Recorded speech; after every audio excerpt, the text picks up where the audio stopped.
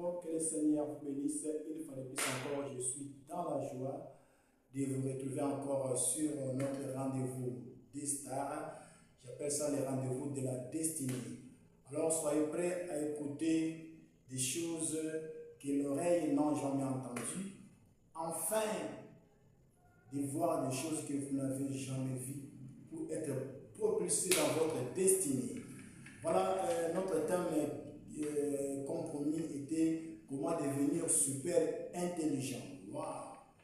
Comment devenir super intelligent. Nous allons traiter les sous-thèmes que j'ai titré comment déclencher l'inspiration dans l'univers. Comment déclencher l'inspiration dans l'univers. C'est très important. Soyez vraiment attentifs. Je crois que le Seigneur va déposer une révélation, une inspiration dans votre esprit pendant ces partages. Donc, l'intelligence, je disais, on ne peut jamais parler de l'intelligence sans dire un mot sur la connaissance. On ne peut jamais parler de l'intelligence sans dire un mot sur la sagesse.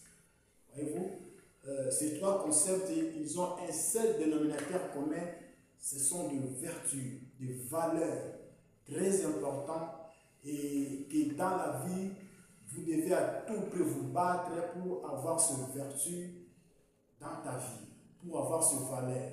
Donc, investissez les moyens nécessaires pour avoir la connaissance, pour avoir l'intelligence, pour avoir la sagesse.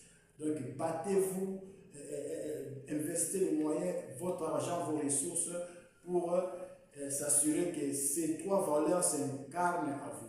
La Bible dit, mon peuple périt par manque de connaissance, par manque d'intelligence, par manque de sagesse. Donc, si vous manquez ces trois valeurs en vous, ces vertus en vous, moi j'appelle ça, ce sont des vertus majeures. Donc, si vous manquez ces vertus, ces valeurs en vous, vous êtes un produit périmé, vous êtes un produit expiré, vous êtes un produit sans valeur. C'est-à-dire que vous existez, mais vous êtes périmé. Imaginez que vous allez dans une pharmacie et qu'on vous présente un produit pharmaceutique qui est déjà expiré, qui n'a pas de valeur. Je crois que ce produit, vous n'allez pas acheter ça. C'est un produit qui est déjà dangereux pour la société, même pour l'environnement. Si vous prenez un tel produit, croyez-moi, vous allez mourir. Alléluia. Donc, c'est un peu ça. Donc, lorsque vous parcourez la terre sans la sagesse, sans la connaissance, sans l'intelligence, vous êtes un homme périmé, un produit périmé sans valeur dans la société. Battez-vous pour avoir la connaissance, pour avoir la sagesse, l'intelligence, vous aurez du prix. Alléluia. Donc, je disais l'intelligence. Donc, la connaissance a ses limites, comme je disais autrefois. La connaissance, ce n'est rien d'autre que l'information à votre disposition que vous avez pu stocker dans votre cerveau. C'est ça la connaissance. La connaissance a ses limites. La connaissance dépend de votre coefficient intellectuel. La connaissance dépend de l'information mise à ta disposition. La connaissance aussi peut aussi dépendre de la personne qui est en train de vous transmettre. Je disais, peut aussi dépendre de votre enseignant. Si votre enseignant est limité, il sera aussi limité pour la connaissance qu'il va vous transmettre. Voyez-vous? Alors, l'intelligence, par contre, c'est de l'inspiration, c'est de l'innovation. C'est deux choses différentes. Vous devez à tout prix faire la différence entre la connaissance et l'intelligence. L'intelligence, c'est l'inspiration. L'intelligence, c'est un esprit. Je disais la fois passée dans Isaïe chapitre 11, le verset 2, la Bible définit l'intelligence comme étant un esprit. L'esprit de la connaissance, l'esprit de sagesse, l'esprit de l'intelligence, c'est un esprit. Voyez-vous un peu ça? C'est ça la différence entre ces deux choses. Alors, je disais comment déclencher l'inspiration. Comment capter l'inspiration? C'est là où nous allons un peu, je vais faire une illustration pour que nous puissions comprendre comment les choses fonctionnent. J'étais en train d'imaginer la nouvelle technologie. vous voyez, un serveur central qui est en train de contrôler ou qui dirige plusieurs terminals, plusieurs ordinateurs éparpillés dans le monde. Mais il partage les informations avec un serveur central. Je comparais le serveur central, c'est le centre, c'est la tête même. C'est l'univers, c'est le lieu céleste. C'est comme ça que j'étais en train de comparer le serveur central. C'est la tête, c'est l'univers. Là où il y a toute la connaissance. Et le terminal, c'est l'homme qui reçoit l'information dans l'univers. C'est l'homme qui reçoit l'inspiration. Et la nouvelle technologie utilise ce principe avec le serveur central qui communique, qui partage les informations avec l'ordinateur, avec le terminal. Voyez-vous, l'ordinateur est limité par la connaissance, par l'information. Il y a un disque dur qui reçoit les informations, mais ces informations sont limitées par rapport à la capacité de disque dur que l'ordinateur a, ou votre téléphone. Voyez-vous? Mais s'il y a une information que l'ordinateur ou votre téléphone veut exploiter, qui n'est pas enregistrée dans le disque dur, s'il est connecté en réseau avec le serveur central, l'ordinateur peut aller rechercher l'information dans le serveur central et le serveur central lui donne l'information. Les gens qui savent même, qui manipulent les réseaux, ils savent comment ça fonctionne. Donc à chaque fois que vous avez besoin d'une information dans le serveur central, vous pouvez y aller et prendre de l'information. Il y a l'échange des informations.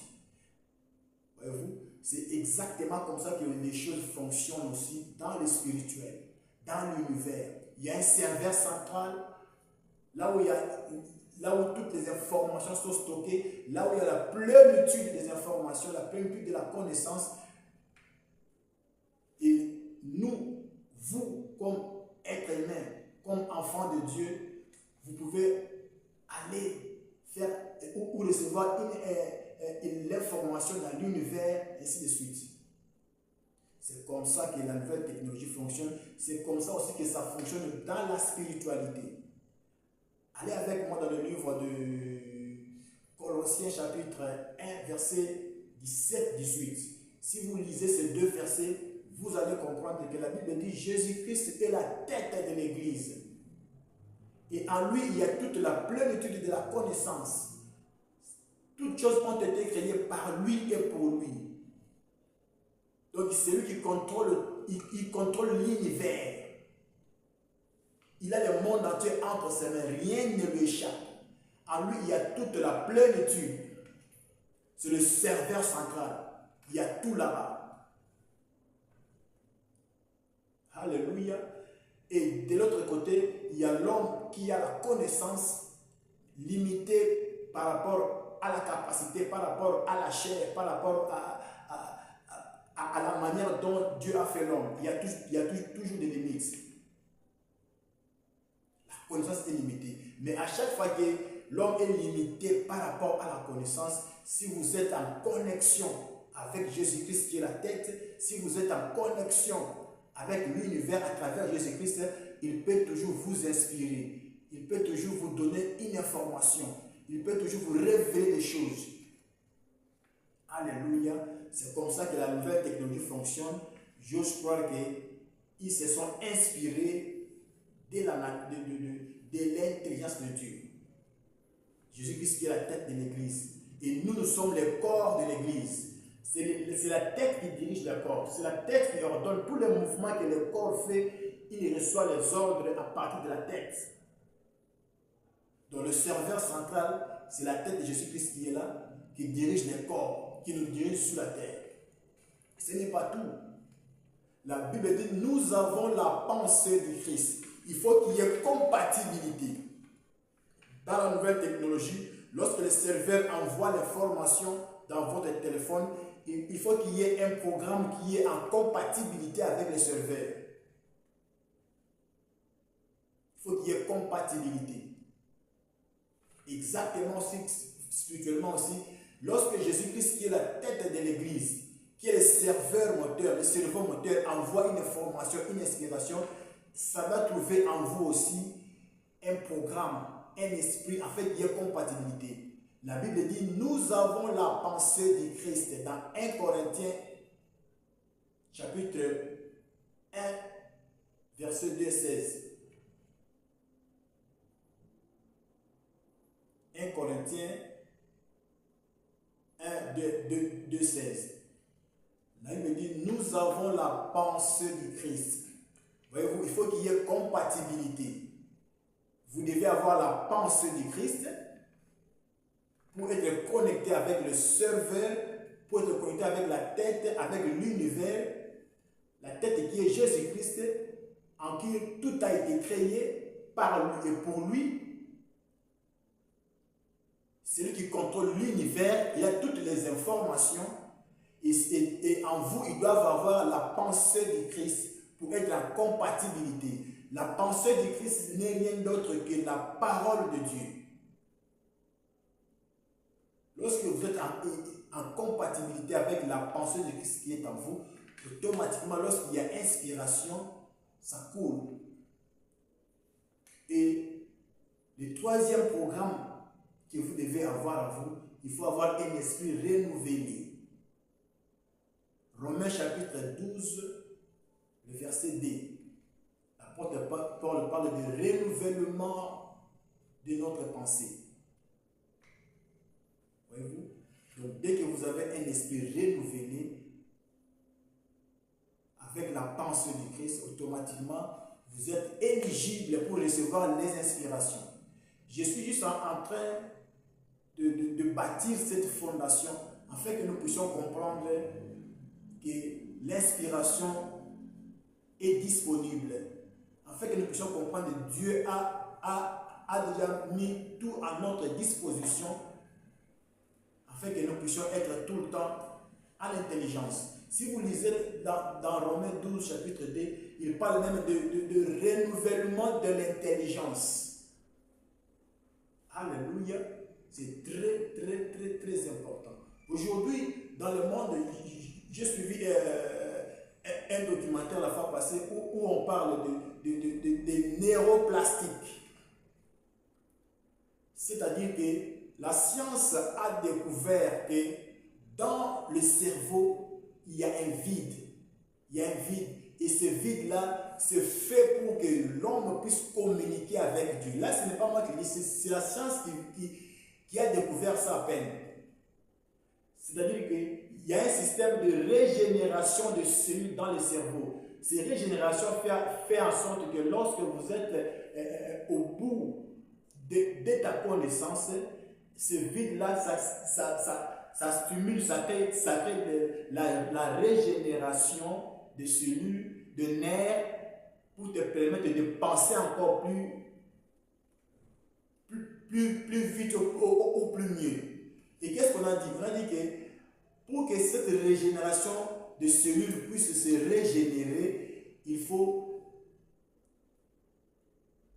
et c'est vraiment l'habitude de méditer, de lire la parole de Dieu. Plus vous lisez la parole de Dieu, plus vous élargissez aussi vos cellules. Plus vous donnez aussi la chance à vos cellules de se régénérer encore. Là, c'est la science qui vient de faire cette découverte à travers la lecture et la méditation de la parole de Dieu. Alléluia. Donc, c'est juste une fondation que je voulais établir afin de nous préparer pour recevoir la suite de notre programme. Peut-être d'ici 2, 3, 4, 5 jours, donc dans moins d'une semaine, nous allons continuer notre programme. Souvenez-vous, j'avais dit qu'il y a un livre que j'ai écrit que j'ai intitulé Comment devenir super intelligent. Alors, ce petit introduction, j'ai juste intitulé Comment déclencher l'inspiration dans le surnaturel. Mais abonnez-vous encore massivement sur cette chaîne, partagez, invitez les amis, invitez les autres. Je sais que vous ne serez pas dessus. Alors, je crois prochainement, nous allons continuer avec notre série. Je ne sais pas, ça va prendre combien de parties, combien de temps, mais donc jusque-là, je n'ai pas encore commencé à balancer tout ce que j'ai écrit comme inspiration dans ce livre, comment devenir super intelligent. Voyez-vous, l'intelligence, c'est très capital dans la vie. Comme je disais, ce sont des vertus que vous devez avoir, que vous devez posséder. Vous devez payer les prix, vous devez disposer vos moyens pour avoir ça. Parce que c'est sans prix sur le marché. C'est sans prix. Donc, préparez-vous. Vraiment, abonnez-vous massivement. Invitez les amis, le Seigneur va vous bénir. Que le Seigneur vous bénisse. À tout à l'heure. Ciao.